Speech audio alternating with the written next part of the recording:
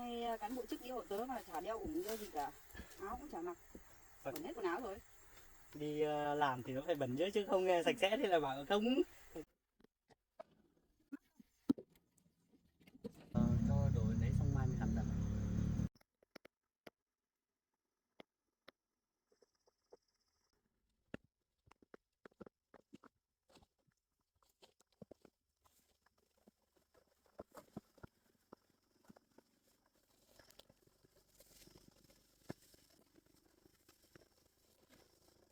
Chú ơi, cái cây tre này cháu nhìn cho thấy nó khó chặt lắm chú ạ. Chú xem thế nào, hai chú chặt giúp cháu nhé. Vâng, chú không biết là chú biết chặt. Vâng. Thế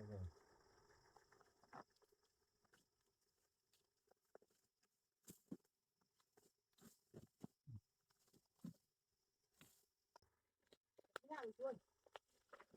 Chú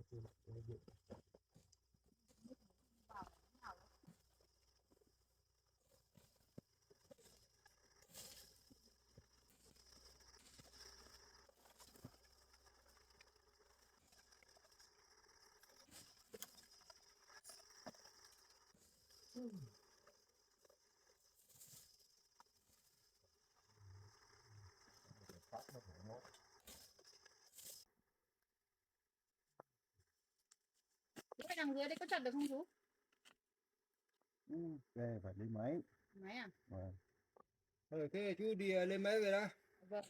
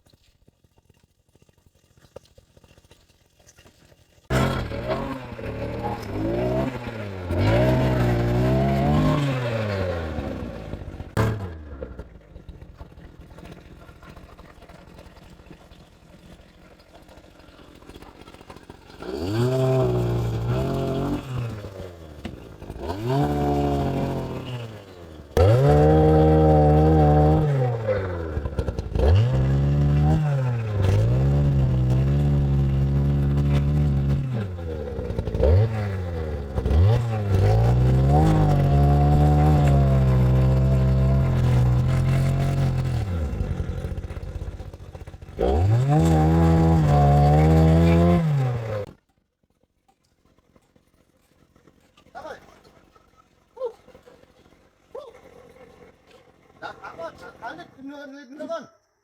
Nhiệt lên nữa không? Không hẳn mà lớn.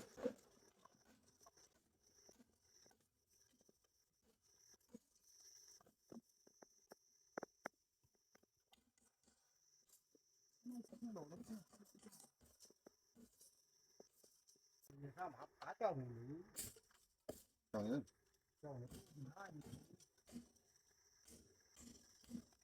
Chú cẩn thận chú nhé. Không. Ôi. Luôn.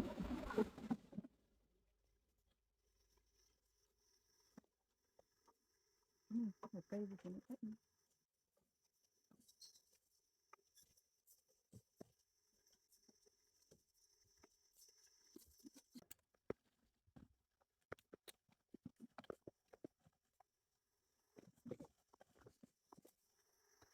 Cái này nó.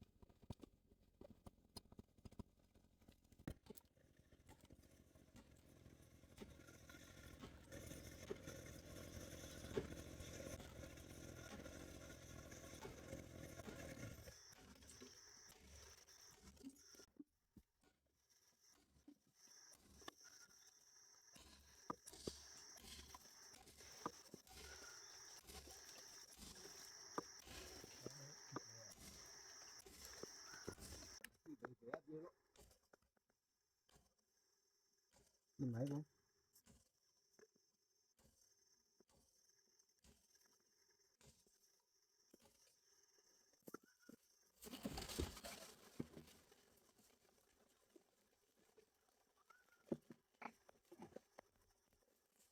Đưa để cháu hộ. Ôm lên.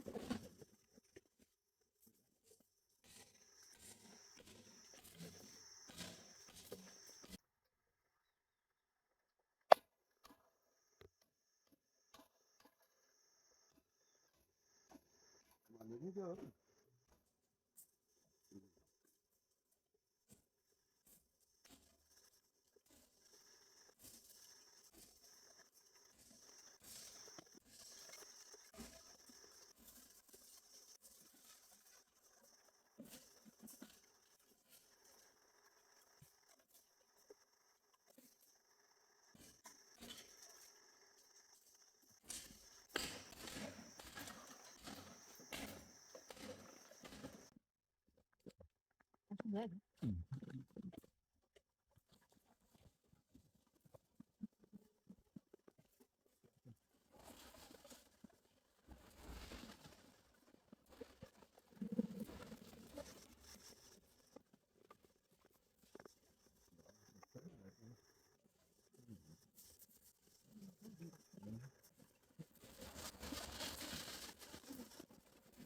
Mà máy lượng tốc nào?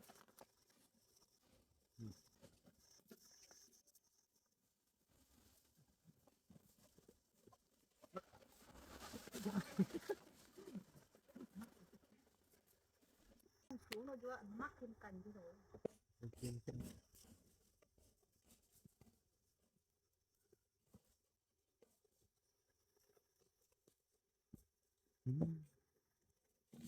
Nó rêu này.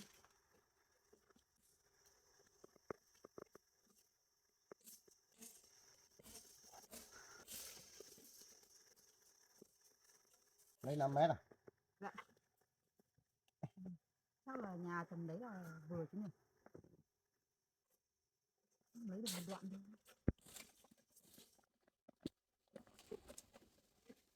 Bạn nhớ cái này cái gì máy ta là hở ạ.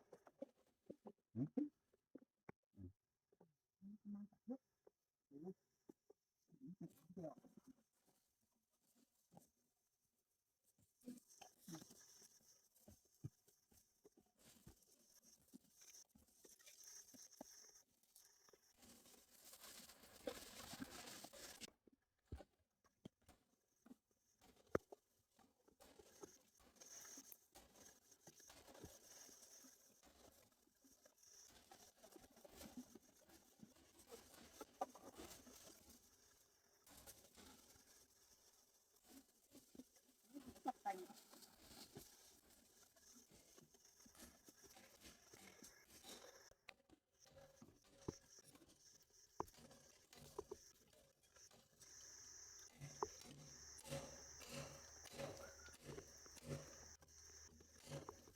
Vẫn con nữa, phất thử luôn. Chứ phải để cái mà. Có luôn đi.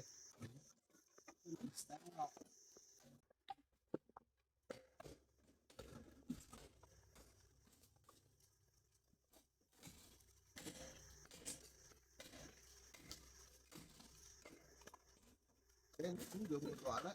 Dạ. Nó cũng như cái này. Vâng. Cái đấy chắc để làm một viên thôi. Viên làm sao nó không tốt thôi.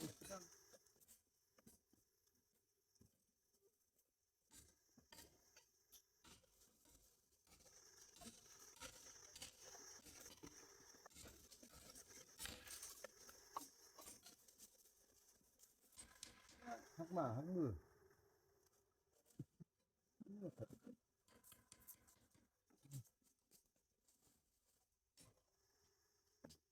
Vơi được 2 mét rồi chị ạ.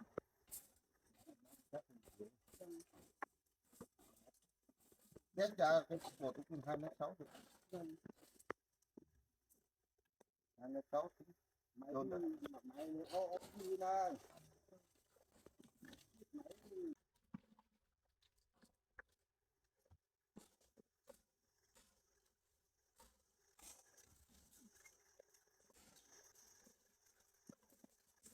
cho mình ăn nữa.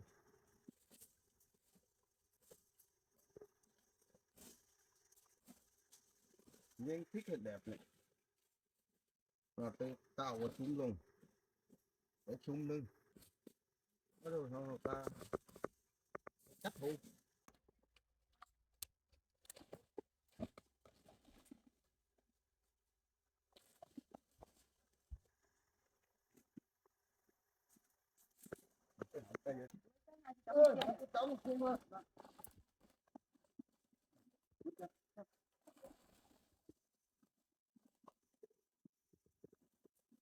Cắt đi đường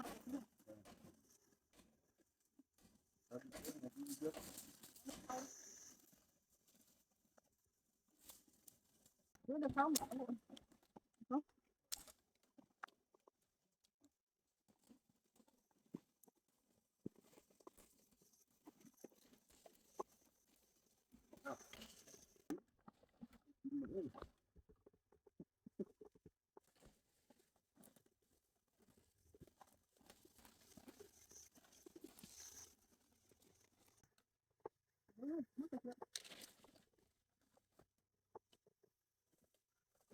Tiến về chân về.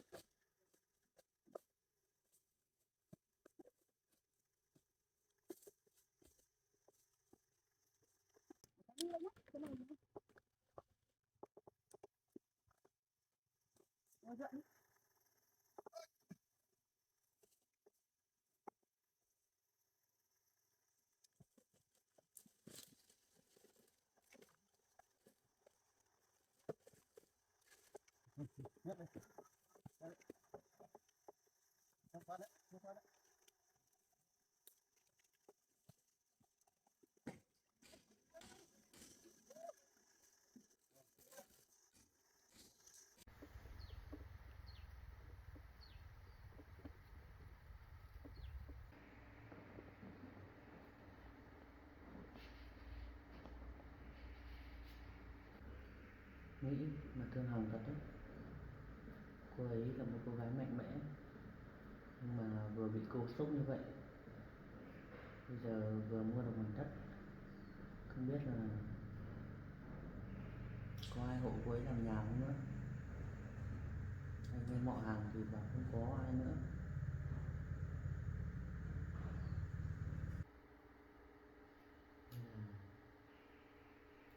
Mình thử gọi cô ấy xem là cô ấy đang làm nhà không.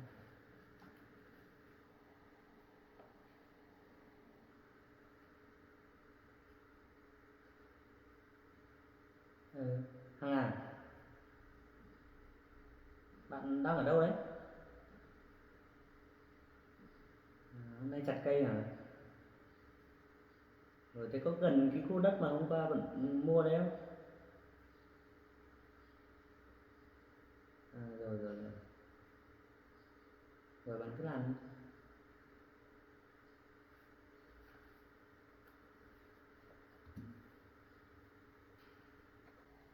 Chẳng biết là có ai hộ cô ấy không nữa. Nghĩ mà lại thấy thương cô ấy.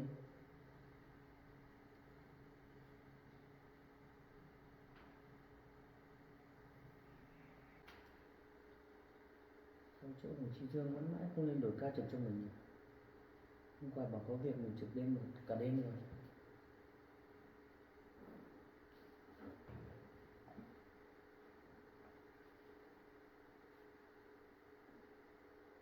Đồng chí Dương à? Đồng chí đến đâu rồi? Rồi. Không, tại cũng thấy lâu không thấy đồng chí lên ấy. Rồi, ok đồng chí. May quá, đồng chí sắp tới rồi. Chắc có khi mình về thay quần áo rồi đi xuống xem phụ được hàng ít nào không. Cái đi qua cái cổ đi. Dạ vâng. Nó không có cái gánh này chứ nhỉ? Có Đây có.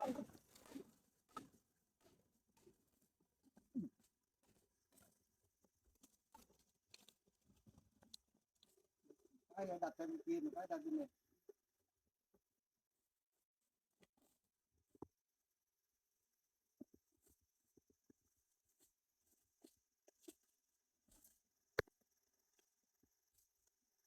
sau chết về thằng Tuấn một chỗ này kéo đi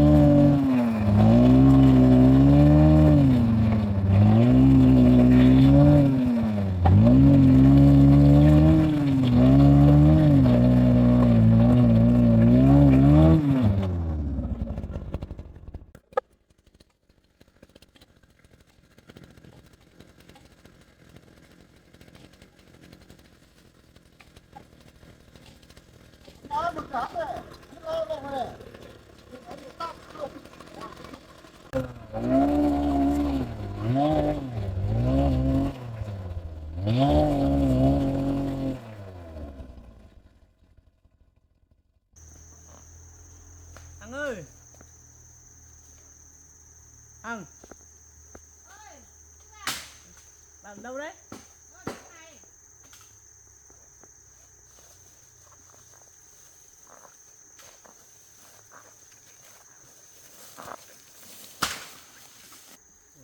Bức tre này to thật đấy.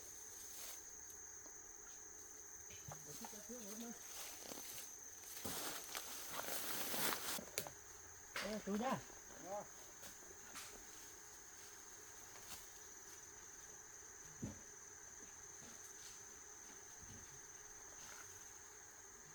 Thằng chặt cây tận đây cả. Thì nãy ở ngoài là nghe thấy tiếng gầm, tức là đi vào đây đi.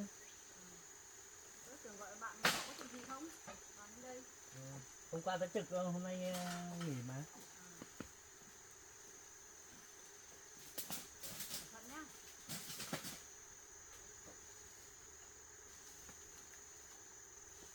Nằm đấy bằng này. Cháu tính là làm 2 gian chú ạ. Bây giờ chú xem chú làm thợ chú tính lên một cấu đi. Chú ơi, mình cứ đánh dấu ở đấy thôi, tí nữa mình lấy máy về cắt. Chú biết cắt máy mà. Vâng. Đấy cứ bập xuống ở đấy đi nhá. Vâng. Cây to này chứ nhà nó cái cong ở chỗ này thì làm thế nào được? Được cái cây đứng cái kia để làm cái cột như bằng như thế này là mới là chuẩn này. đi đây Nó đứng này này. Xuống được không? xuống hết Đó là lấy được khoảng 5 mét. xuống chứ thuốc phải bắt cho nó thuốc Hộ cháu thôi, bây giờ cháu cũng không biết làm cái gì. bắt hết cái này đi kia Thế lấy cột hơi bé hơn nữa không? Bằng tầm này nhá. Mấy cột cụ kia cho mình cầm về tầm này. Ừ. Tầm 2 cột.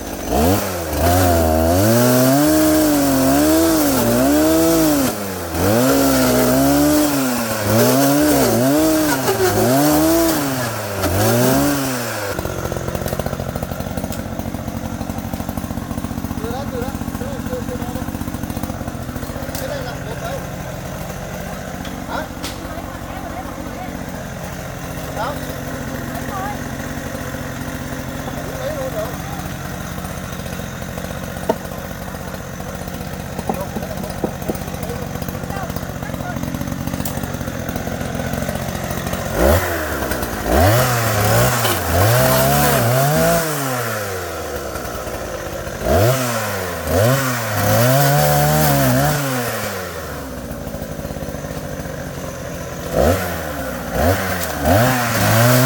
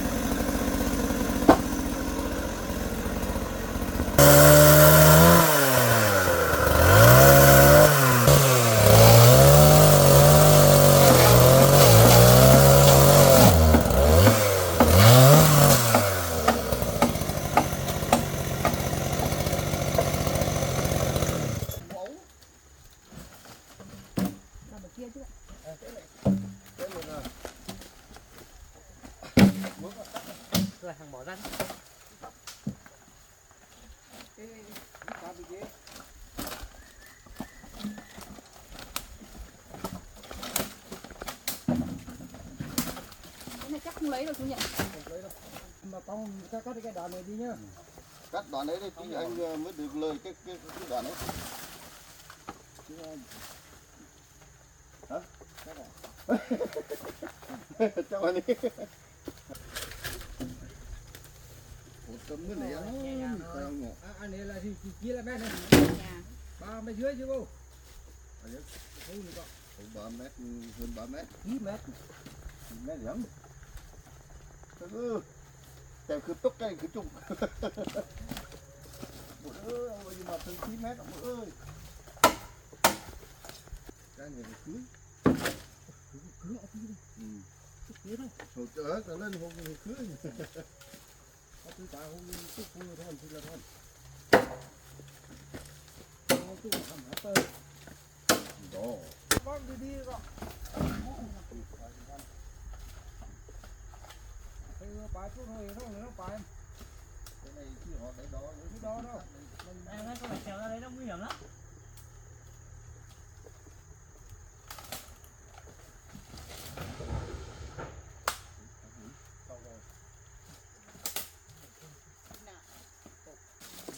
Anh cẩn thận nhá Hằng ơi. còn mang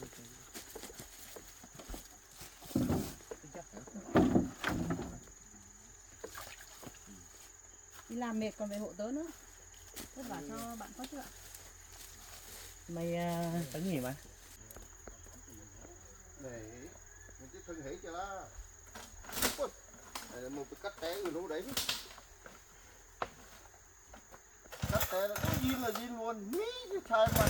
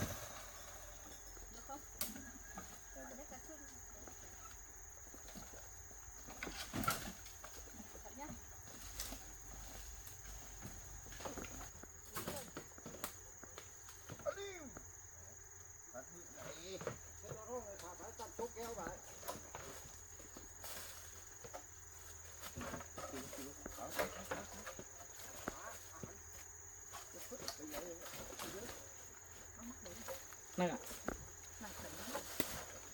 Để tớ lên nhé. Rồi.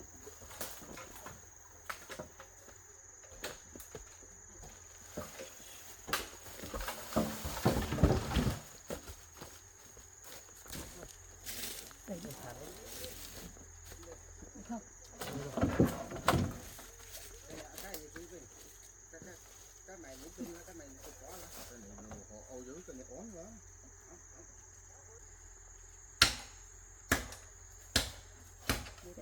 Đây hai bác đây là ở nhờ hay là thuê rồi?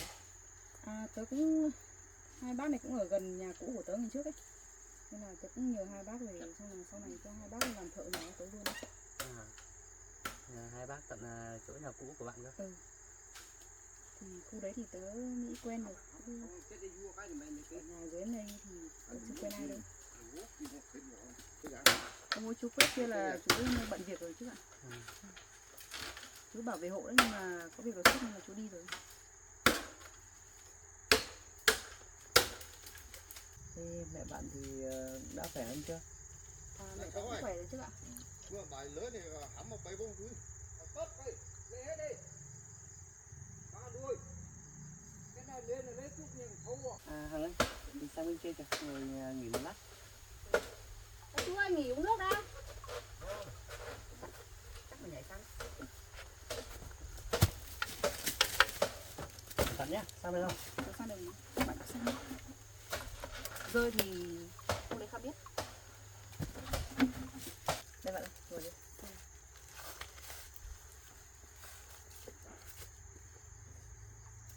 Chỗ cây này chắc còn thiếu nhiều đấy bạn ạ. Làm nhà mà chắc còn thiếu đấy. Bây giờ đợi các chú chặt thôi. Để tớ thì tớ cũng không chặt nổi.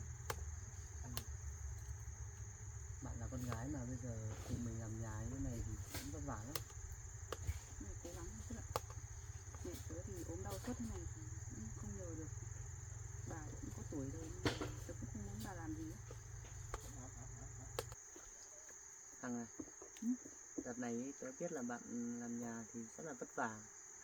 Để tớ thì không giúp gì được, nhưng mà khi nào mà bạn có việc gì cần đến tớ ấy, thì tớ có thể ra đây giúp đỡ bạn thường xuyên hơn được không? Thôi chứ ạ. Tớ mà nhờ bạn nhiều tớ cũng thấy ngại ấy. Thì bạn bè mình cũng chưa chơi với nhau lâu ấy. Nên là thôi không phải phiền đến bạn đâu. Thì có phiền gì đâu bạn. Công việc của tớ thì tớ vẫn hoàn thành tốt. Tớ chỉ giúp đỡ bạn trong lúc mà tớ rảnh thôi. Nói vậy chứ bạn còn việc nhà của bạn chứ, bố mẹ bạn nữa, không phải giúp tớ đâu. Có sao đâu mà bạn. Bạn cứ coi như tớ như là anh Nam ấy, cũng là bạn bè, cũng thường xuyên giúp đỡ bạn đấy thôi. Thì biết là thế chứ ạ. Bây giờ tớ làm nhà tớ cũng ngại lắm, không dám bảo Nam hộ đâu. Nào năm này ra chơi với tớ thì ra làm công việc của Nam ấy.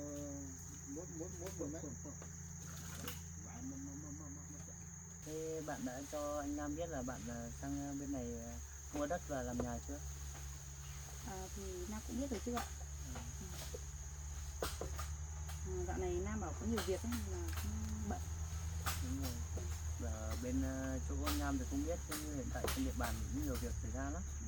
Nên là công việc lúc nào cũng phải có mặt để giải quyết ấy.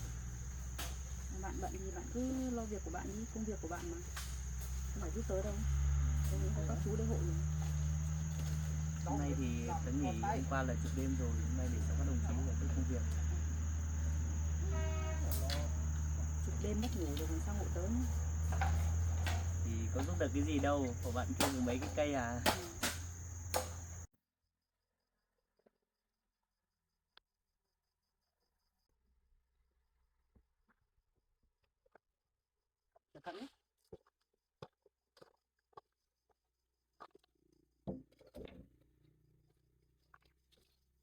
Các bác chặt bên kia, mình chuyển chỗ này ra ngoài thì tí nữa xe vào còn bốc.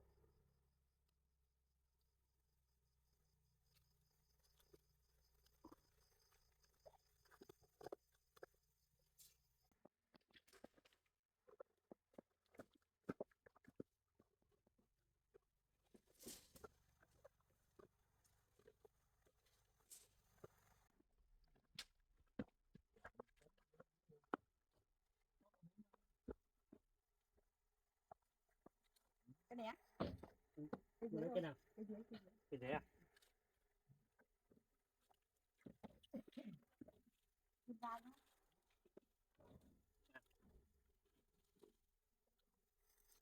Mình cua nhanh nhá, cua vội nhá, cua vội là cứ đi thẳng đấy.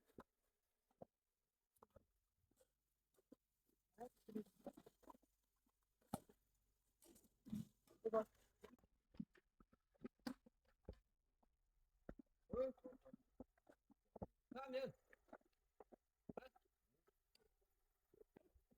Cái áo bên đưa con.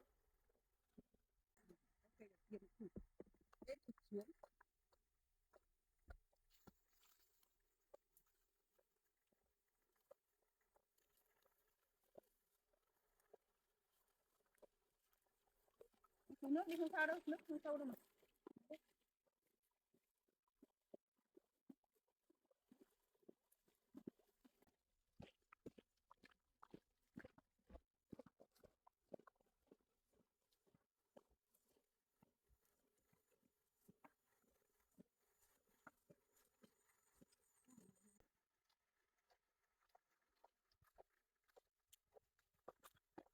Sao cái này đi chứ coi. Cái hẳn vào đây, cái xe nó vào đấy.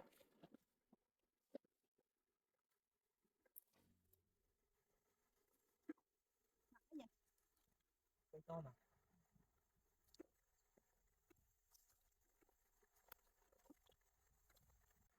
Hôm nay cán bộ chức đi hộ tớ mà chả đeo ủng đeo gì cả, áo cũng chả mặc, bẩn hết quần áo rồi. Đi làm thì nó phải bẩn chứ chứ không nghe sạch sẽ thì là bảo không. Ở nhà chắc chưa đi làm này bao giờ nhỉ? Có chứ bạn, bình thường nếu mà lúc nghỉ thì tớ ở nhà vẫn hộ mẹ làm đồng áng mà. Ừ. Sợ bạn chưa làm bao giờ đã vất vả không? Có gì vất vả đâu, trên một ít cây chứ có làm gì gì. Mình thuê được.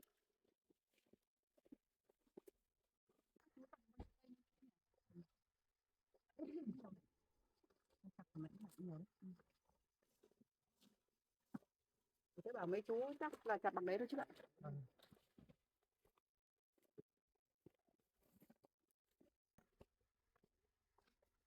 Các chú ơi, chặt được bao nhiêu cái rồi, cây rồi ạ? 4 cây rồi. 4 cây rồi. Chắc là bằng đấy rồi chú ạ. Ừ. Chặt bằng đấy xong là hộ cháu khi ra ngoài ấy. Cho vào. 4 cây rồi xuống đó. Vâng.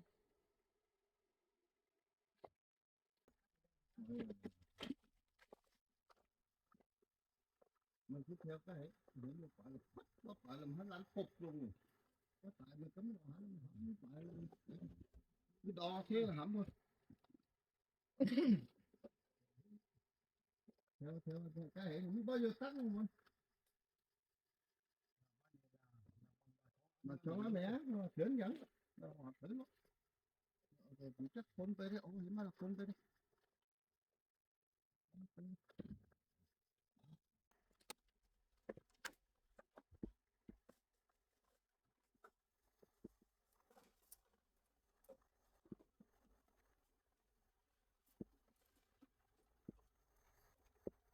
Ơi, này gọi đây.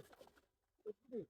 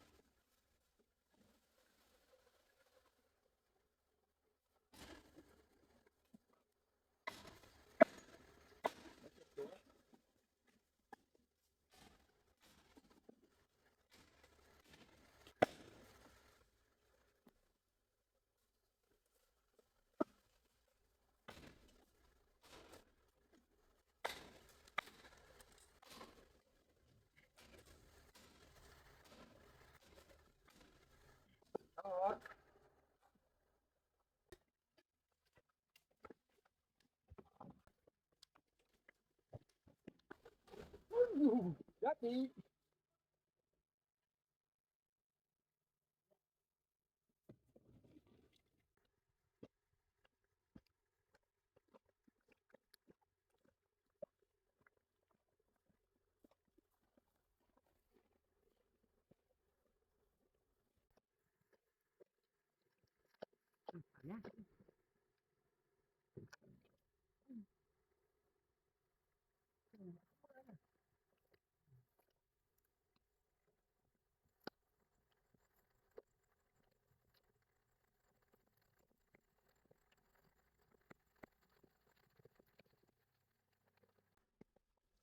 Chú ơi, xem xong rồi à? Cho rồi. Vâng, thế chú hộ cháu khuôn ra kia đi ạ. Ừ. Bác ra ngoài kia.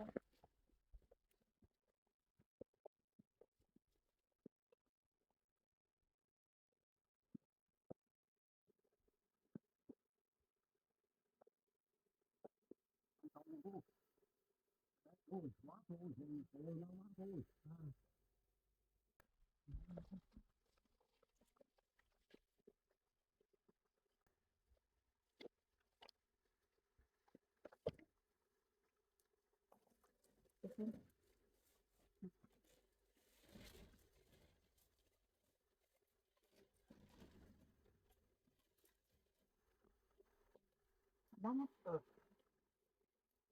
Đấy, cẩn thận.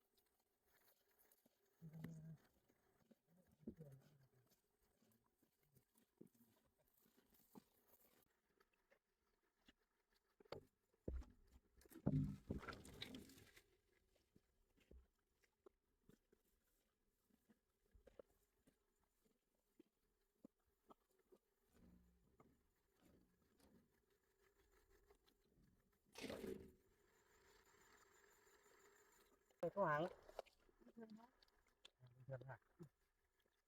Mình cũng phải cố thôi.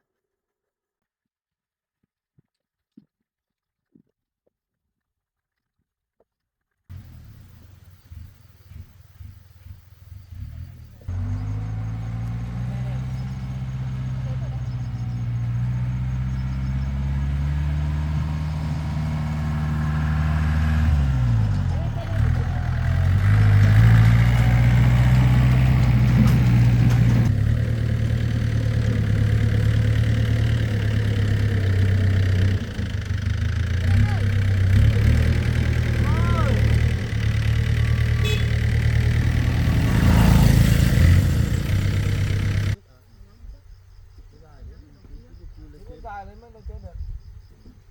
Thế một người lên trên nhỉ? Đúng không ạ?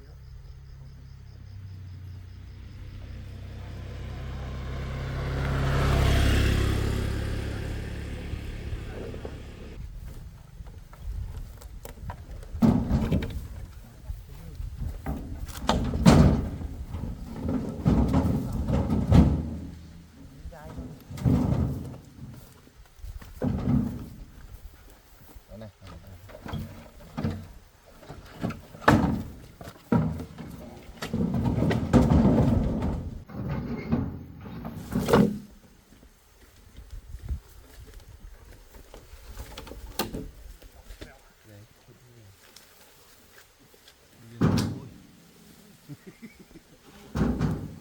Bây giờ trên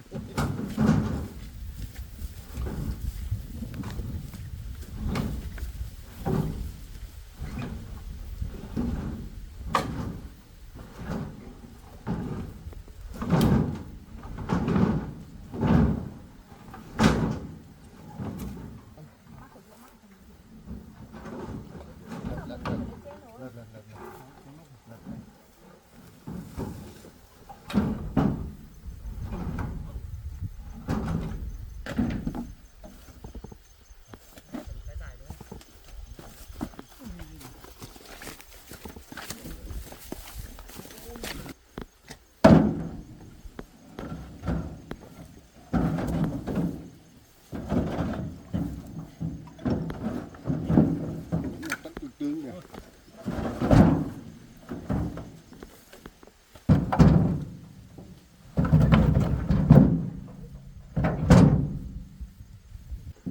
Bị làm cái gì à? Đấy anh.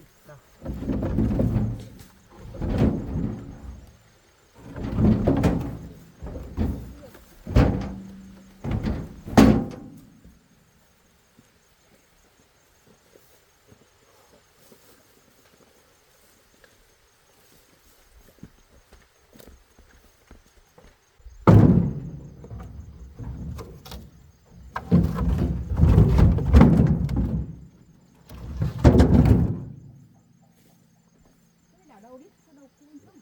Vào đi cứ lên đi cứ lên đi. Sợ nó mắc không?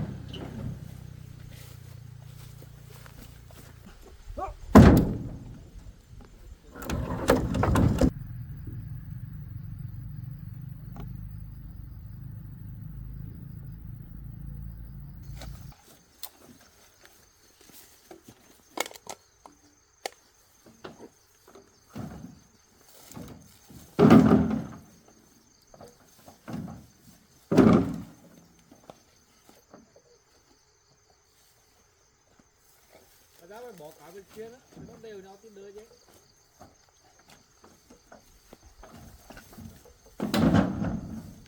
Cái này cứ lấy ra.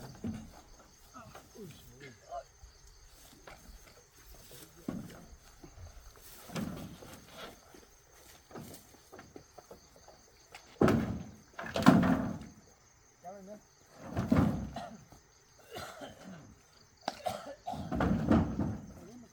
Cầm cái máy về cho em á. Ngồi trên này luôn.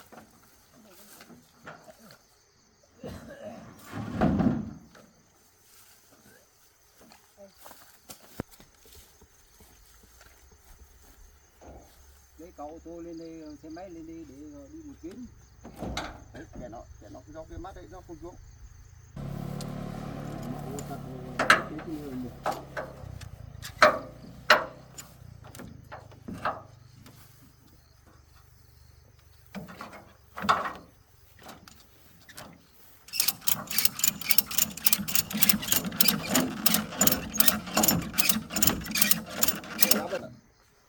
Đấy.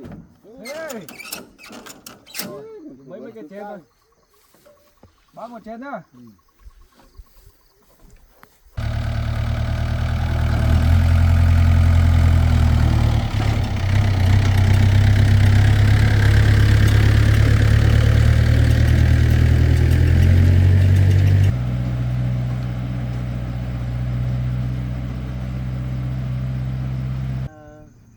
Nãy Hằng cũng bảo là lái xe đổ ở đâu à? À chú ngồi trên chú biết mà. À. May quá, có chức với các chú về hộ không thì tớ cũng làm nào trời sắp tối rồi. Hay là trước qua nhà ăn cơm đi. Má. Em thì bây giờ cho đổ đến đấy xong mai mình làm dần. Tối bạn thấy chưa? Chưa biết được bạn đã vừa chừng được có kéo mai tập nào. Tôi cảm ơn bạn nhé. Không có gì đâu. Chú ơi, cháu cảm ơn chú nhá.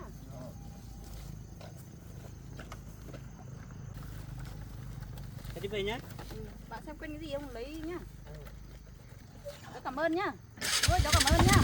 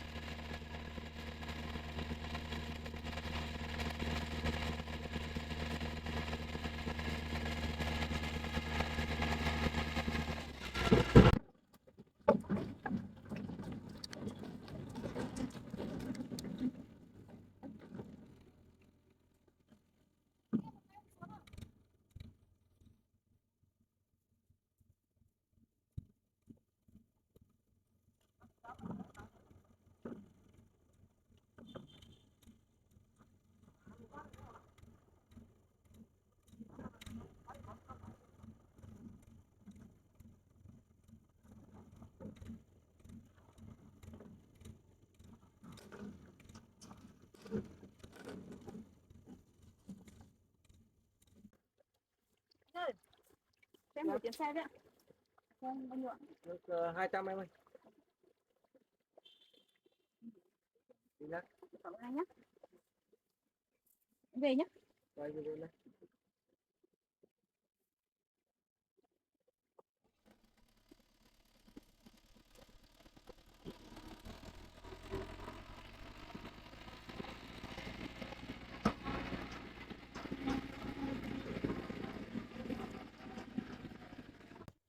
Nếu mà mình thì không biết xoay sở kiểu gì nữa.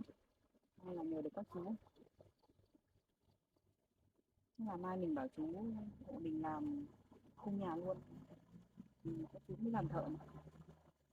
Nếu được cây thì chắc là tối mình về bảo mẹ là mai đi xem ngày của mình. Có cây rồi không lo được. Trời cũng tối rồi. Về thôi.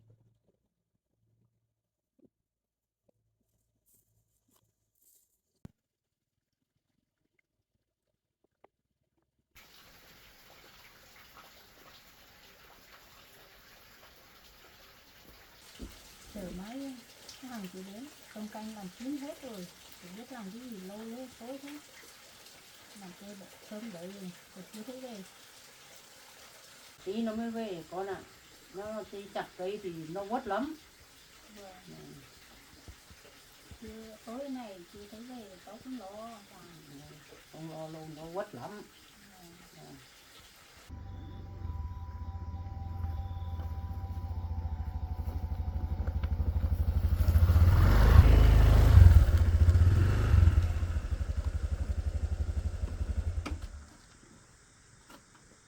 Thằng ơi con về được không? Con về rồi mẹ. Thế con đi làm tối đấy con. Thì gần tối cũng mới xong ấy, cũng đi đường xa mẹ. Dạ. Con mệt lắm không con? Dạ, cũng mệt mẹ, may là có các chú với sức sống hộ con mẹ. Thế à? Vâng. Thế con mệt con nghỉ tí tắm rửa xong ăn cơm con ạ. Vâng. Mình đàn bà con gái mình làm hay mệt lắm. Vâng, thì cố gắng thôi mẹ. Để không hộ con được đấy. Không sao đâu mẹ. Mệt thì con vừa làm vừa nghỉ ấy. Mẹ thì hay đau đầu nữa, mẹ không làm được thì mẹ ở nhà giúp bà đi. Thế con làm việc thì làm con phải giữ gìn sức khỏe nhé con Vâng. nhé. Cháu có mệt lắm không cháu? Dạ, cũng mệt bà. Vâng. Vâng, có các chú hộ nên là cháu cũng đỡ ạ. Vâng. Chặt xong hết chưa? Dạ, cũng xong rồi bà, cũng mang về đến chỗ đấy rồi. Chắc quất lắm nhỉ? Dạ. Làm việc có quất lắm cháu ạ. Vâng ạ. Chỉ có một tí thôi. Vâng ạ. Vừa làm thì vừa nghỉ. Chắc biết cháu vất vả rồi nhưng mà phải cố gắng. Dạ vâng. Cháu thì mẹ cháu cũng hay đau đầu hay ốm với bà nên là cháu cũng phải cố gắng nữa ạ. Hai mẹ con thì nhìn nhau mà sống với bà. Con đi tắm về xong con làm cơm mình ăn. Đi tắm về là ăn cơm nhá. Vâng ạ. Ăn quần áo. Con đi tắm đi mẹ. Vâng. Đi tắm rồi ăn cơm đi. Việc làm nhà là của đàn ông. Biết rồi, hai mẹ con cháu thì vất vả quá rồi. Nhưng mà phải chịu khó thôi, đáng nhẽ là mình không có con, chồng có con gì cả. Thì mỗi hai mẹ con là toàn con gái hết. Phải chịu khó thôi con ạ. Vâng, cháu cũng biết thế. Ừ. Bây giờ cháu thì mỗi thằng nó khỏe, cháu thì hay ốm yếu nữa. Cháu không thương nó lắm, chẳng cháu không giúp gì được nó.